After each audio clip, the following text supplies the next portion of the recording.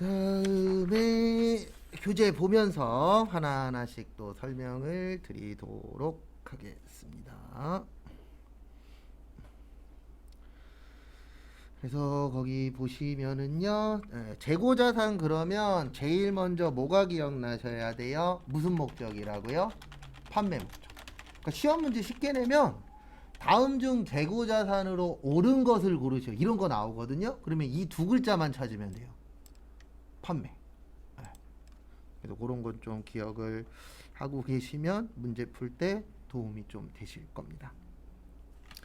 그래서 거기 밑에 보시면 판매를 목적으로 보유하는 거, 생산, 그 다음에 자산 이런 거 있는데 저희한테 중요한 건요. 상품, 제품, 제공품, 원재료 요 네 가지가 많이 나옵니다.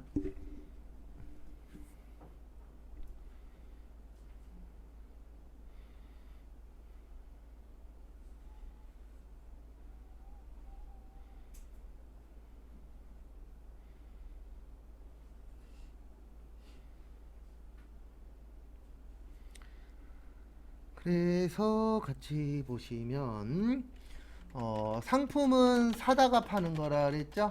그 다음에 제품은 만들어서 파는 거기 때문에 얘를 완성품이라고도 해요. 그 다음에 제공품의 뜻은 미완성품이에요. 만들고 있는 중인 거. 근데 원재료는 말 그대로 그 재료 얘기하는 겁니다. 그래도 순서는 원래 이렇게 되는 거예요. 재료가 들어가서 제공품이 되고 제품이 되는 겁니다. 순서는. 근데 요건 이제 원가 회계할 때 배워요. 그래서 원재료, 제공품, 제품, 팔리면 매출원가. 요런 순서대로 나열하는 게 시험 문제에 있기는 합니다. 근데 뭐 지금 저희가 당장 문제 풀 건 아니니까요. 그 정도만 기억하셔도 공부하시는데 지장은 없으세요.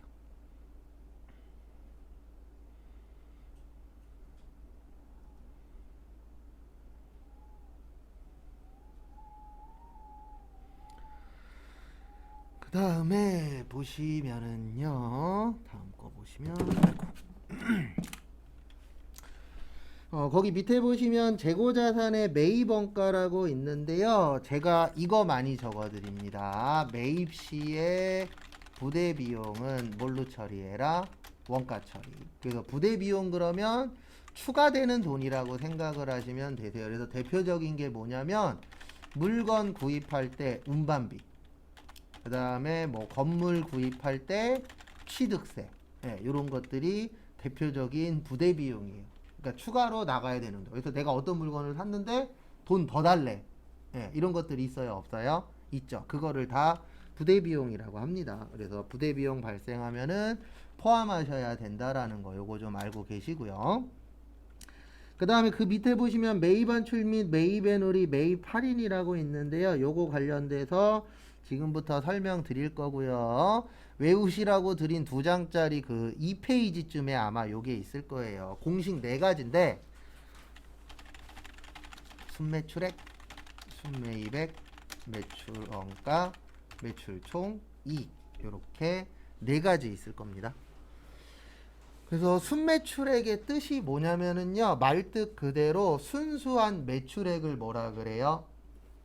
순매출액이라고 합니다. 그래서 이렇게 되어 있을 거예요. 거기 공식에 총매출액 빼기 매출 할인 및 애누리 빼기 매출 할인. 그래서 총매출액은 1년 동안 판 거예요. 그래서 우리 회사에서 1년 동안 물건 팔잖아요. 그 다음에 환입의 뜻은 반품된 걸 환입이라고 해요. 그래서 환자가 도로 환자예요. 그러니까 매출이 나가는 거잖아요. 환자가 도로 환자고 입이 뭐예요? 들어올리. 그래서 나갔다가 다시 뭐했다? 들어왔다. 이걸 뭐라 그래요? 우리는 반품이라고 하죠. 근데 또 회계에선 또 반품 그러면 없어 보이니까 매출 환입이라 그래요. 근데 이거는 대부분 한자로 되어 있어서 그래요. 그래서 저는 솔직히 대한민국에서 한자 수업을 해야 된다라고 생각하는 사람 중에 한 명인데 한자 수업 없습니다. 맞죠? 저 때는 있었어요. 저 때까지는 배웠었는데 한자 없어요 지금은. 그래서 최근에 한번 한자 넣어보려고 어느 학회에서 좀 노력을 했었는데 국어교육학회나 이런 데에서 반대했어요. 왜냐면 한자 지금 없는데도 애들 잘 살고 있지 않냐.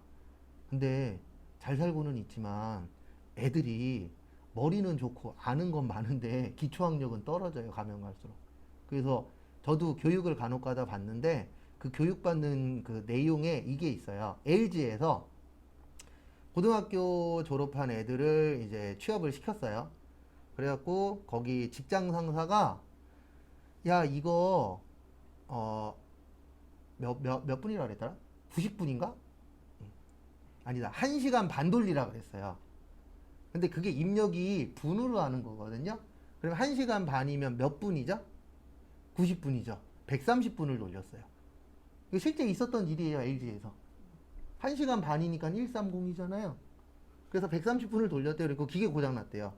라고 있어요, 내용이. 그러니까 애들이 이제 가면 갈수록 아는 건 많은데 기초적인 상식이나 기초적인 내용들을 잘 이해를 못하죠. 왜냐하면 어려운 것만 배우려고 하다 보니까. 실제 있는 일이에요. 그 다음에 애누리는 물건 관련돼서 깎아주는 걸 애누리라고 합니다. 그래서 뭐 만약에 우리 회사가 가구 회사야. 근데 가구 옮기다가 흠집이 났어. 그래 흠집 나면은 방법은 두 가지밖에 없어요. 하나는 반품 받던가 아니면 그 자리에서 흠집이 살짝 났으니까 깎아서라도 파는 경우 이렇게 두 가지가 있습니다. 근데 회사 입장에서는 깎아서라도 파는 게 더 좋아요. 왜냐면 다시 들고 와야 되죠. 이거 흠집 난 거 다시 만져갖고 완제품처럼 보여야 되죠. 또 다시 팔아야 되죠. 그러느니 깎아서라도 뭐 하는 게 좋죠? 파는 게 좋죠. 그래서 물건 관련돼서 깎아주는 건 애누리. 그 다음에 돈 관련돼서 깎아주는 건 할인이라고 해요. 그래도 돈 관련돼서도 깎아줘야 됩니다. 네. 왜 깎아줘야 되냐면은 만약에 이런 경우 있잖아요. 원래 돈 받기로 한 게 한 달 후에요.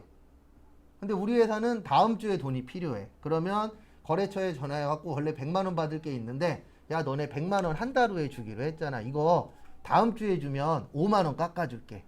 이럴 수도 있어요, 없어요? 있죠. 그러면 상대방 회사에서도 고민했다가 이거 돈 빨리 주는 게 좋을 것 같아. 그래서 우리 그런 거 있잖아요. 어디 가서 물건 살 때 보면은 현금으로 하면 얼마 깎아드릴게요. 예. 근데 원래 그거는 왜 하는 거냐면 세금 덜 내려고 하는 거예요. 맞죠? 왜냐면 현금으로 내면 세금을 좀 속이거든요, 솔직히. 그래서 그렇게 깎아줄 때 전제 조건을 하나 걸어요. 현금 영수증 안 돼요. 예. 왜냐면 현금 영수증 끊으면 깎아주는 의미가 없어요. 그 깎아주는 이유는 하나거든요. 뭐 덜 내려고요? 세금 덜 내려고. 그래서 저기 가면 많이 볼 수 있잖아요. 남대문, 동대문. 특히 동대문에 뭐 밀리오네나 이런 데 가면은 현금으로 사시면 뭐 원래는 45,000원인데 4만원에 주겠대. 근데 원래 그게 4만원짜리인지 45,000원짜리인지 모르겠지만 그렇게 깎아주겠다는 얘기 해요, 안 해요? 하죠. 그러면서 꼭 카드 안 되고요. 현금 영수증 안 돼요. 이 얘기 꼭 하죠. 근데 왜 그렇게 하냐면 제가 알기로 뭐 밀리오네나 두타나 이런 쪽에서 그 물건 사고 파시는 분들은 대부분 다 매출액이 어마무시해요. 뭐 요즘 많이 꺾이긴 했겠지만 그래도 잘 나갈 때는 진짜 거의 아마 최고 세율에 걸릴 거예요. 우리나라 최고 세율이 현재 45%예요. 그러면 10,000원짜리 팔면 세금만 얼마가 되는 거예요? 막말로 4,500원이 되는 거예요. 근데 그렇게 하느니 세금을 덜 내기 위해서 현금으로 받고 깎아주는 게 어떻게 보면 자기한테는 더 뭐가 되는 거죠? 이익이 되는 거죠. 그래서 어떤 세무사님들은 그 사람 말도 잘못된 게 아니에요. 어떤 세무사님들은 이렇게 인터뷰하신 분들도 있어요. 깎아준다 그러면 거기에 응하시지 말라고. 왜냐면 지금으로서는 나한테 이익이잖아요. 왜냐면 내가 45,000원짜리를 4만원에 샀어요. 5,000원 이익이죠. 그러면 그 사람도 나한테 현금 4만원 받고 세금을 덜 내잖아요. 그러니 그분도 이익이죠. 근데 이거를 장기적으로 봤을 때는 좋은 게 아니죠. 왜냐면 이 사람이 세금을 덜 내잖아요. 그럼 원래 그 세금을 걷어서 뭐 해야 돼요? 여러 군데 써야 되죠. 이렇게 얘기하시는 세무사님도 계세요. 근데 일단 내 지금이 중요하잖아요. 미래야 뭐 미래도 중요하긴 하지만 지금 당장이 중요하니까 그럴 경우에는 어쩔 수 없이 그냥 현금 주고 싸게 하는 게 어때요? 좀 더 좋긴 해요. 그래서 저희도 간혹 가다가는 그 중국집이 있는데 현금으로 내면 10% 깎아줘요. 있어요.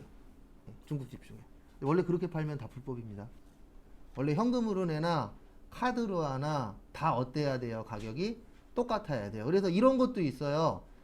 현금으로 하면 10,000원이고요. 카드로 하면 11,000원이래. 이것도 원래 국세청에 찌르면 돼요. 이것도 다 불법이에요, 원래는. 현금으로 해도 10,000원이어야 되고 카드도 얼마여야 돼요? 10,000원이어야 돼요. 근데 10,000원, 11,000원이야. 그러면 진짜 열받으면은 그 녹음해서 찌르면 돼요. 근데 대부분 안 해요. 왜요? 왜 그런지 대충은 아니까. 좋은 게 뭐예요? 좋은 거다. 라는 걸 아니까. 그 다음에 순매입액은 총매입액에다가 부대비용 더하고 매입한출 및 매누리 빼고 매입 할인. 그래서 총매입액이 몇 년 동안 산 거예요? 1년. 그 다음에 부대비용 그러면 가장 대표적인 게 운반비. 그 다음에 매입한출은 반품한 거. 애누리는 뭐와 관련돼서 깎아주는 거라고요? 물건. 그래서 우리가 물건을 대량 구입하는 경우에도 깎아주는 경우들이 있어요? 없어요? 있죠. 아니면 뭐 흠집이 난다던가 이럴 경우에 깎아주는 거. 그 다음에 할인은 돈을 빨리빨리 회수하기 위해서 깎아주는 걸 뭐라 그래요? 매입 할인. 왜냐면 일반적으로 그 뭐냐 소매업 말고 도매업 같은 경우에는 거의 다 그 결제일이 따로 정해져 있잖아요. 그래서 뭐 어떤 데들은 이번 달에 사면은 뭐 다음 달 20일 그런 식으로 다 정해져 있잖아요. 근데 그때까지 기다리기에는 시간이 어때요? 짧진 않잖아요. 거의 다 막 한 달 후에 내고 이런 식이니까 돈을 빨리 받고 싶어. 그러면 깎아주는 거죠. 그래서 저 아는 형은 그 형이 이제 제조업 쪽에서 일하시는데 조그맣게 해요. 근데 그 형 같은 경우에는 현찰 박치기만 해요. 외상 없어요. 그 대신 다른 데보다 10%에서 20% 정도 싸요. 그 대신 전제 조건은 100% 현찰. 근데 그것도 아주 나쁜 방법은 아니에요. 왜냐면 내가 가져가는 양은 좀 줄어드는 대신 부도날 확률도 줄어들잖아요. 왜냐면 무조건 돈 받아야만 물건을 해주는 거니까. 그래서 저렇게 하는 것도 나쁘진 않겠다라는 생각이 들긴 하더라고요. 그래서 요즘에 장사하시는 분들이 힘든 이유가 코로나 때문에 장사 안 되는 것도 있지만 가장 큰 힘든 이유 중에 하나가 뭐냐면은요, 뭐 재료 이런 거 빼고 다 카드로 결제하잖아요. 제가 알기로 식당 거의 99% 이상 카드예요. 아니면 현금 내더라도 현금 영수증 끊잖아요. 그러면 거의 100% 가깝게 국세청에 뭐 되죠? 통보되죠. 그러면 세금 과거보다 어때요? 많이 내요. 옛날에 현금 거래했을 때에 장사하셨던 분들은 진짜 돈 많이 벌었어요. 왜냐면 세금을 다 축소 신고했거든요. 그 당시엔 축소 신고 안 하면 바보 소리 들었으니까. 그래서 요즘에는 정직하게 사업하시는 분들이 바보라는 소리를 들어요. 왜냐면 우리나라는 구조상 정직하게 다 하면 돈을 못 벌어요. 그래서 저는 죄송하지만 저 사람 부자래 그러면 마음속에서 무슨 생각이 먼저 드냐면 저 새끼 사기꾼이야. 왜냐면 사기 안 치고서는 돈을 벌 수가 없어요. 구조상. 좋은 일만 해갖고는 돈을 못 벌어요. 그러니까 최소 뭐는 했을 거냐면 축소 신고는 했을 거예요. 대부분 다. 왜냐면 그게 사회에서 만연하니까. 저도 제 눈으로 많이 봤고. 대부분 세무사 사무실에 맡기잖아요. 그거 왜 맡기는지 아세요? 세금 조금 내려고 맡기는 거예요. 세금을 정확하게 내려고 맡기는 게 아니라 세금 적게 내려고. 왜냐면 세무사 사무실에서 해주는 일 중에 하나가 세금을 줄여주는 일도 솔직히 하거든요. 법에 안 걸릴 정도로만 줄이는 거예요. 근데 그게 가능한 이유가 뭐냐면 저도 세무사 사무실 다녔지만 세무사 사무실에 가면 이거는 근데 공무원 출신인 곳들만 거의 있어요. 공무원 출신인 세무사 사무실에 가보면 책자가 있어요. 원래는 이게 국세청에 있어야 되는 거거든요. 국세청하고 세무서에. 근데 이 책을 빼돌려요. 빼돌리는 건 어렵지 않으니까. 근데 거기에 뭐가 있냐면 매출액에 따른 그 비용 처리하는 비율이 있어요. 이게 업종마다 달라요.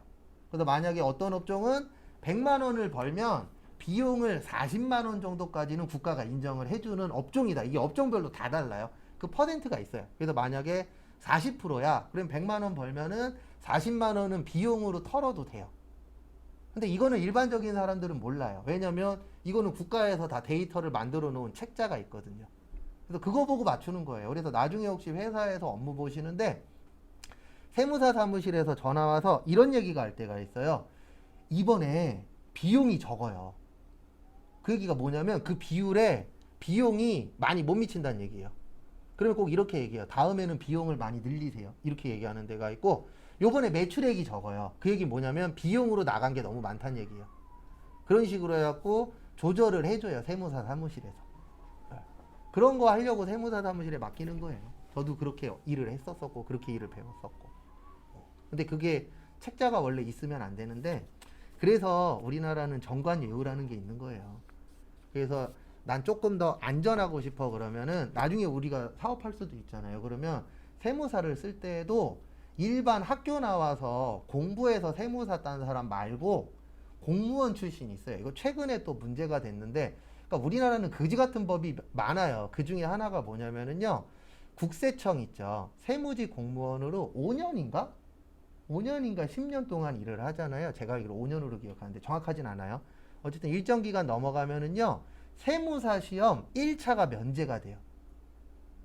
작년에 난리 났어요. 왜 난리가 났냐면, 2차에서도 일부 과목이 면제가 되거든요. 근데 공부만 한 사람들이 그 면제되는 과목에서 엄청 많이 떨어졌어요. 네.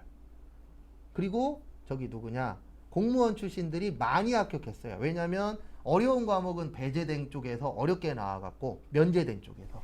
그리고 한번 난리 난 적이 있었는데, 어차피 세무사 준비하는 사람들이 우리나라 인구의 몇 프로나 되겠어요. 그러니까 잠깐 이슈화 살짝 됐다가 다시 들어가긴 했는데, 아직도 그런 게 있어요. 우리나라는.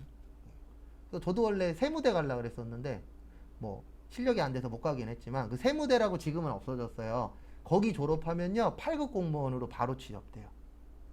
지금은 없어졌어요. 왜냐면 이게 말이 많아서. 왜냐면 공무원에 합격한 게 아닌데 국가에서 만든 학교였거든요. 거기 합격해서 거기 졸업만 하면은 8급 공무원으로 바로 취업되는 제도가 있었어요. 근데 이게 너무 말이 많이 나오고 하니까 없어졌죠 지금은. 그런 학교도 있었어요 과거에. 세무대라고. 어쨌든 좀 악법은 없애야 되는데 어떡하겠습니까? 우리나라뿐만 아니라 대부분 나라들이 잡고 있는 사람은 더 잡으려고 노력을 하잖아요. 이건 잘못된 거 아니에요. 저여도 내가 잘 나가 그러면 더 잘 나가고 싶어 하잖아요. 못 나가는 사람은 잘 나가 보려고 노력을 하는 거고. 그 다음에 이게 매출원가예요. 그래서 매출원가는 이렇게 구합니다. 기초 그러면 몇 월 며칠이요? 1월 1일. 매입액 그러면 몇 년치? 1년치. 기말 그러면 몇 월 며칠이요? 12월 30일. 타계정은 안 배웠는데, 타계정은 다른 곳에 사용하는 걸 타계정이라고 해요. 그러니까 원래 재고자산이라는 건 팔려고 갖고 있는 거잖아요. 근데 우리 회사들 보면은 어떤 사건 사고 터졌을 때 기부하는 회사들 있죠. 그런 것들이 타계정 대체가 되는 거예요. 왜냐면 재고자산이라는 건 파는 게 주목적이잖아요. 근데 우리 회사 물건 안 팔고 기부하는 경우 있다 없다? 있다. 아니면 거래처에 무상으로 줄 때 있죠. 접대하려고, 잘 보이려고. 그런 것들도 다 타계정 대체라고 해요. 그래서 제가 나중에 타계정 대체 나오면 이렇게 적어 드릴 거예요. 재고자산을, 그러니까 재고자산의 목적은 무슨 목적이요? 판매 목적. 얘를 판매 이외의 목적으로 사용한 걸 뭐라고 하세요? 타계정 대체. 그러니까 딴 데 썼다. 이렇게 생각하시면 되세요. 근데 원래 목적은 하나였잖아요. 뭐 하는 게 목적이었어요? 주목적은 파는 게 주목적이었었죠. 그 부분 참고해 주시기 바랍니다.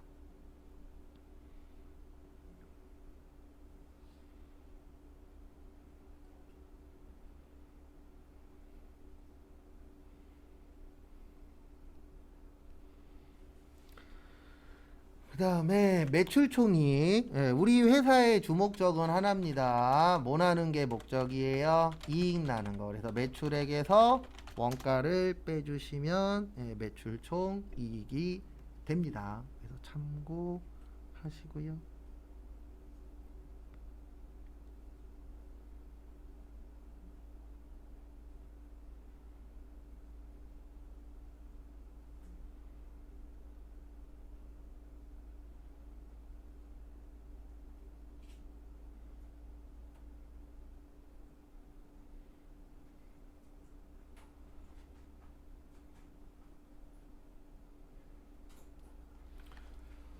이거 좀 봐두세요. 그래서 요거는 공식 4개인데 공식 4개를 다 외우셔야 한 문제 맞출 수 있어요. 왜냐면은요, 이 나쁘신 분들이 시험 문제 낼 때 이거를 내요. 매출총이익은 얼마냐?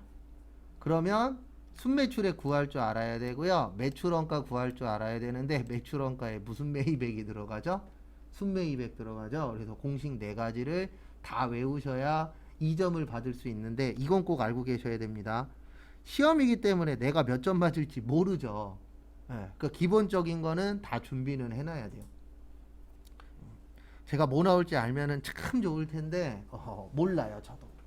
맞잖아요. 이 넓은 데에서. 그리고 뭐 나올지 알면 제가 미쳤다고 여기에서 수업을 하겠어요? 예, 인터넷에다가 이것만 풀면 합격 해갖고 팔아먹어야죠. 한 부에 10만 원씩. 팔릴걸요? 소문나면 이거 풀고 합격했어 그러면 우리나라는 팔려요 안 팔려요? 팔리잖아요. 그럼 1타 강사 되는 건데. 근데 불가능해요. 근데 예전엔 가능했었어요.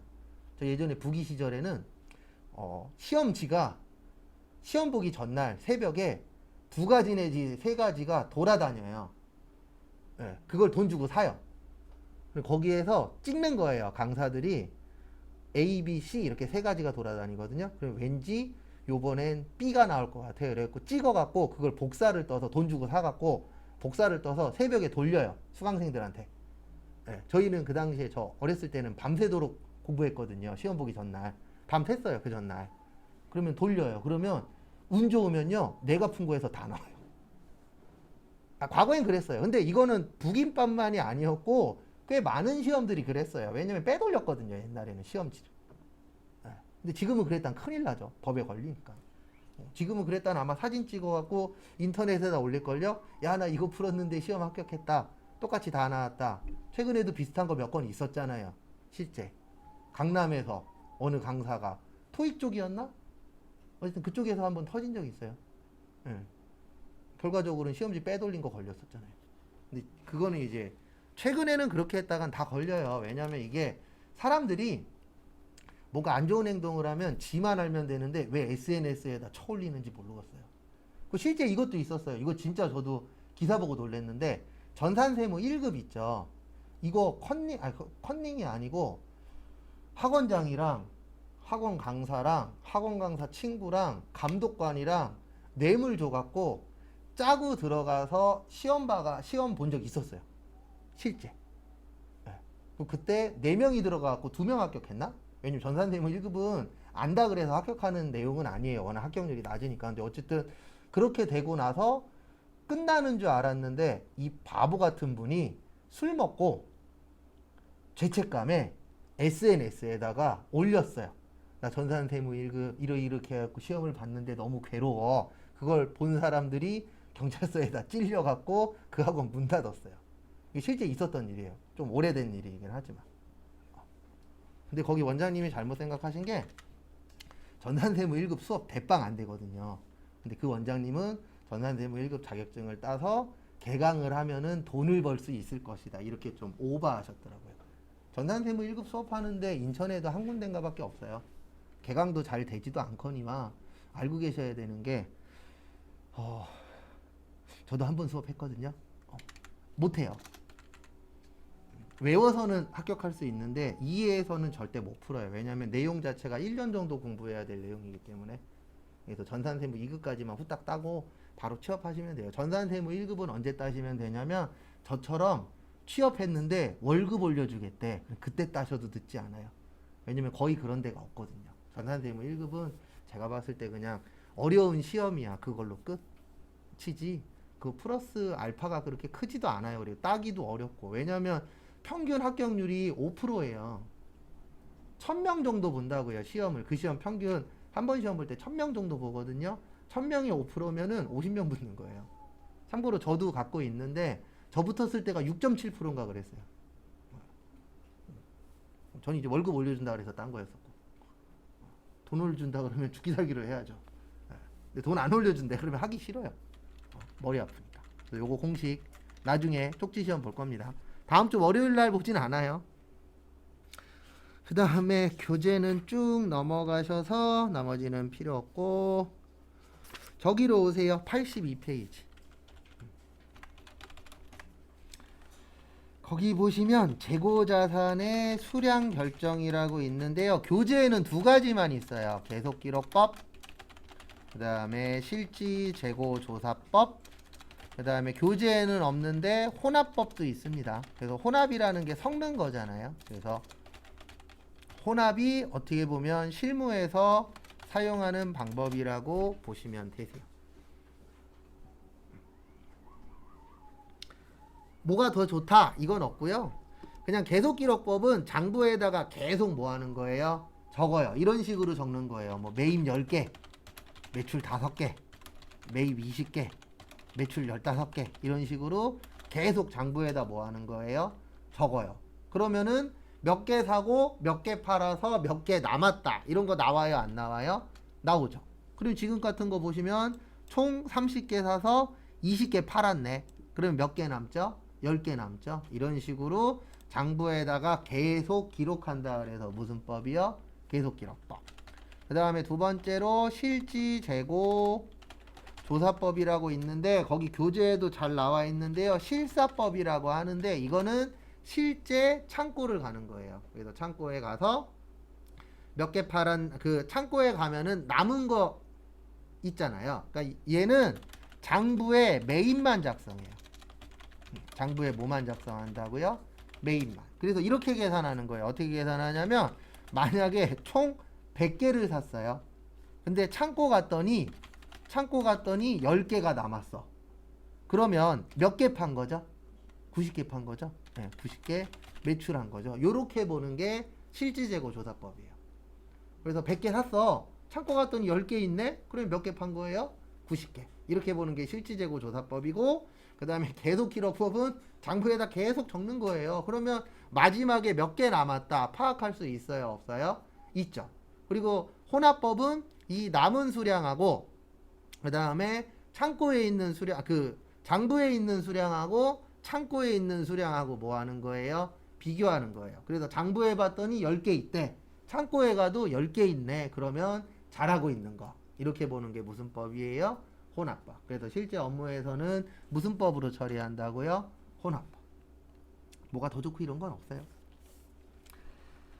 그 다음에 단가. 그래서 단가에는 하나씩 개별, 그 다음에 먼저 선입, 그 다음에 나중 후입, 그 다음에 가중평균법의 이동평균하고 총평균인데, 이 이동평균법은 계속기록법 쓰면 이동평균이고요. 그 다음에 실지재고조사법 쓰면 총평균법. 이렇게 나누어진다라는 거 참고하세요.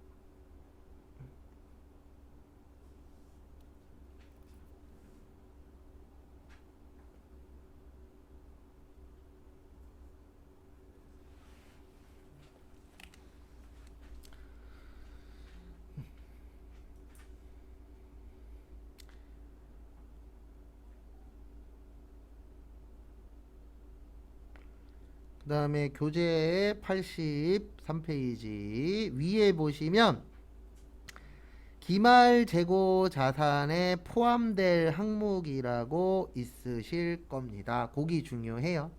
그래서 하나하나씩 설명드리도록 하겠습니다.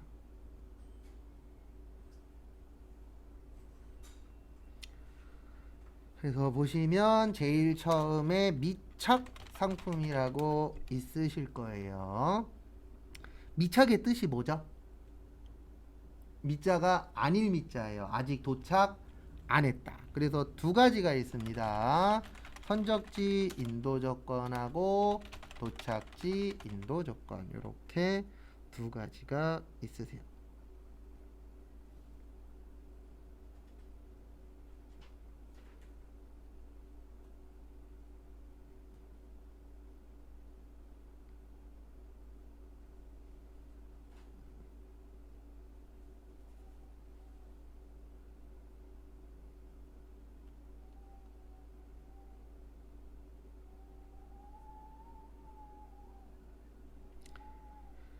다음에 하나씩 설명드리도록 하겠습니다.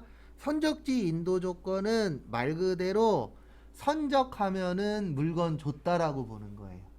선적이 뭐냐면 물건 싣는 게 선적이에요. 그러니까 배에다 물건 싣는 걸 선적이라고 합니다.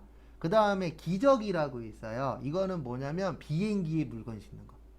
근데 어쨌든 물건을 싣는 거예요. 그래서 선적지 인도 조건은 물건을 싣기만 하면 판매가 되는 거예요. 그래서 선적 시에 매출 잡게 되는 겁니다.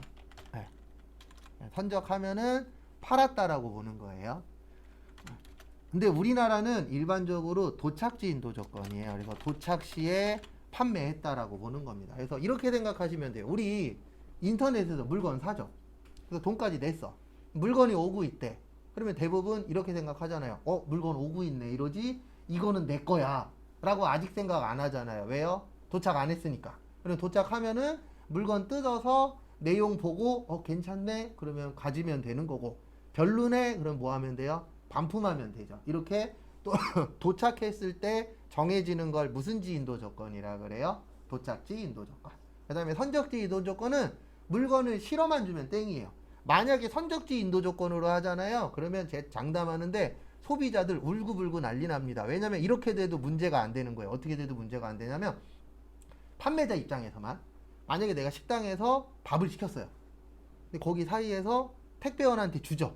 아니 택배 말고 그 퀵서비 오토바이 배달하시는 분한테. 근데 오토바이 배달하시는 분이 먹었어. 네. 그러면 판매한 사람은 줬으니까 이제 나는 더 이상 문제가 될 게 없는 거예요. 선적지 인도 조건이면. 왜냐면 물건만 주면 땡이니까. 근데 우리나라는 도착지기 때문에 그 사이에 누군가 먹었어. 아니면 가다 사고가 났어. 그러면 다시 갖다 주잖아요. 네. 무슨 지기 때문에? 도착지기 때문에. 근데 선적지는 오다가 잘못돼도 파는 사람 책임이 아니에요. 산 사람 책임이 돼요. 근데 이거는 주로 이제 어떤 경우에 쓰냐면 솔직히 국내 거래에선 거의 안 쓰고요. 수입할 때.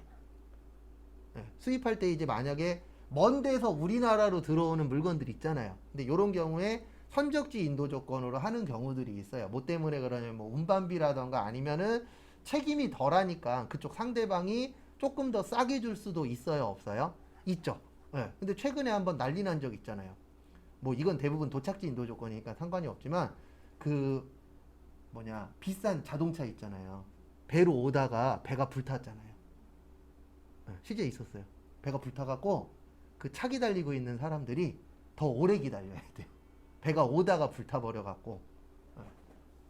근데 받는 사람은 늦게는 받지만 지장은 없죠. 무슨 지기 때문에? 도착지기 때문에. 근데 만약에 선적지로 샀어. 오다가 불났어. 그러면 그거는 내가 책임져야 되는 거예요. 사는 사람. 근데 우리나라는 대부분 도착지니까 크게 신경 안 쓰셔도 됩니다. 근데 시험 문제는 이제 말장난으로 나와요. 그 다음에 적송품. 위탁상품이라고 하는데 요거는 이제 꼭 두 명이 나와요. 부탁하는 사람을 위탁자라 그래요. 그래서 부탁하는 사람. 그 다음에 부탁받은 사람을 수탁자라고 합니다. 그리고 공부하실 때 숫자 나오면 무조건 받을 숫자예요. 그래서 이거는 수탁자가 판매하면 그때 매출로 보는 건데요. 우리 주변에서 그나마 비슷한 게 휴대폰 대리점 생각하시면 돼요. 또 휴대폰 대리점에서 SK, KT, LG 대신 뭐 하죠? 팔아주잖아요. 핸드폰 팔아주고 그분들 수수료 받죠.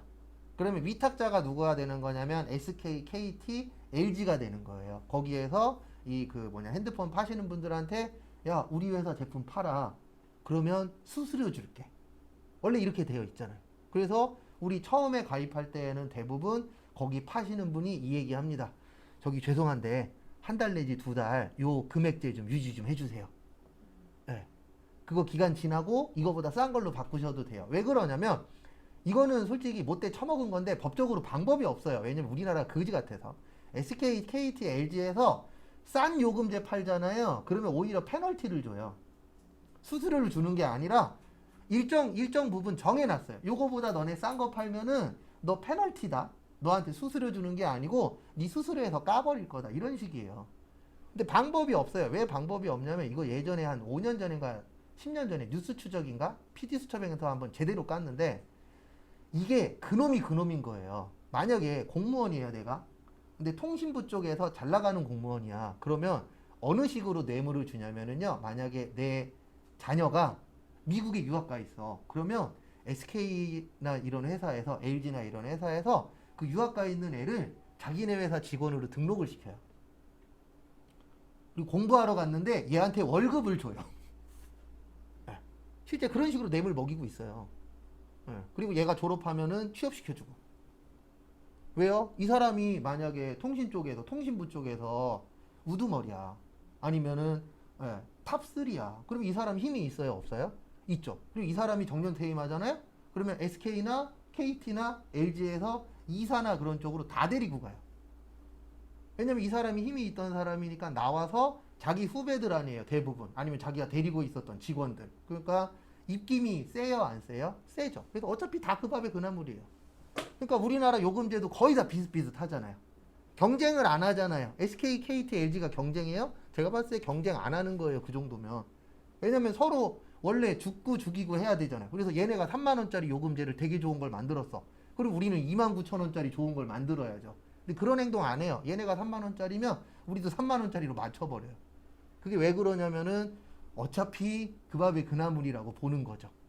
그래서 이미 단합되어 있어요. 그래서 최근에도 저기 터졌잖아요. 아이스크림 단합한 거 걸렸어요. 네. 뭐 혜태는 지금 이제 빙과류에서 빠졌으니까 롯데하고 몇몇 군데 해갖고 과징금 맞았잖아요. 몇 천억씩. 왜냐면 가격 올릴 때에 단합해서 올렸다고. 그러니까 대한민국 사업하시기에는 좋은 나라라니까요. 그래서 요거 좀 봐두시고, 그래서 요거는 대신 부탁해서 파는 거예요. 네. 그 다음에 요즘 가장 많이 이루어지는 건 이겁니다. 뭐냐면은 시송품, 시용상품. 써보고 사는 거예요. 그래서 우리 홈쇼핑 같은 거 보다 보면 이런 거 나오잖아요. 본품 말고 견본품 보내드릴 테니까 견본품 써보시고 마음에 드시면 본품 뜯으세요. 그 대신 본품 뜯으면 반품 안 됩니다. 아니면은 과일 보내드릴 테니까 한 박스당 하나씩 드세요. 2개 드시면 반품 안 됩니다. 이런 거 있어요? 없어요? 있죠. 그런 거를 시송품, 시용상품이라고 하는 거예요. 그래서 우리가 마셔보는 걸 시음이라고 하잖아요. 용은 쓸 용자예요. 그래서 써보고 사는 거. 그래서 요거는 상대방이 구매 의사를 표시하셔야 돼요. 그 구매 의사가 표시가 뭐냐면은 만약에 본품 뜯으면 반품 안 된대. 근데 본품 뜯었어. 그러면 내가 의사 표시를 한 거죠. 아니면 일주일 동안에는 묻지도 따지지도 않고 반품 받아주겠대.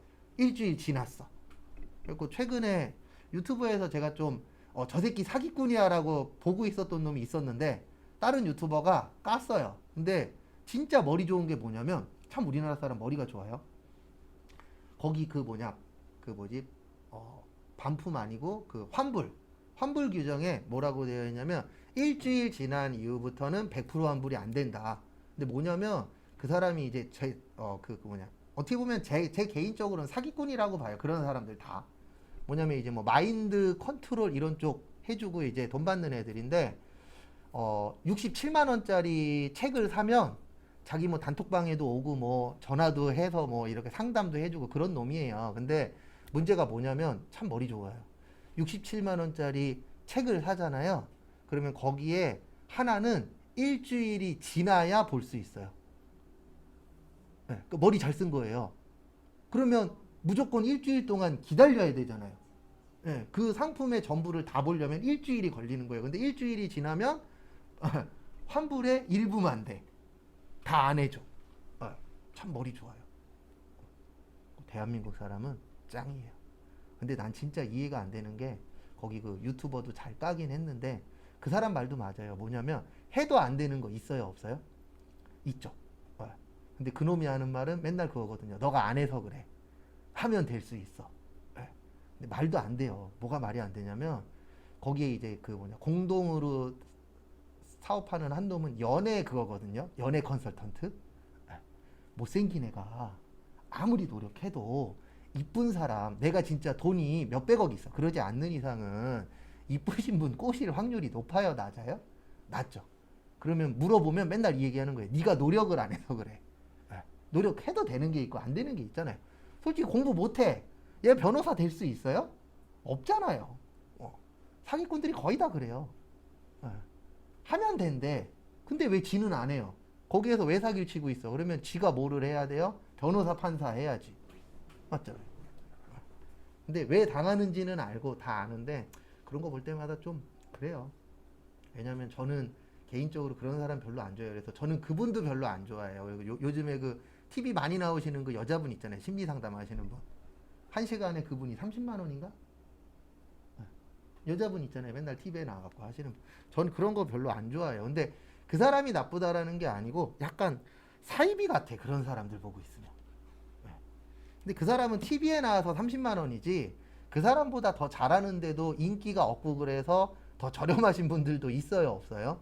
있죠. 근데 우리나라는 확실히 방송의 힘이 대단한 게 TV에 나오면 어느 순간 신격화되어 있어서 약간 우리나라는 그런 게 있는 것 같아요. 다 맞는 건 아니지만 그래서 조금 그런 사기 당했다라고 뉴스나 그런 쪽에 나올 때마다 조금 안타깝긴 해요.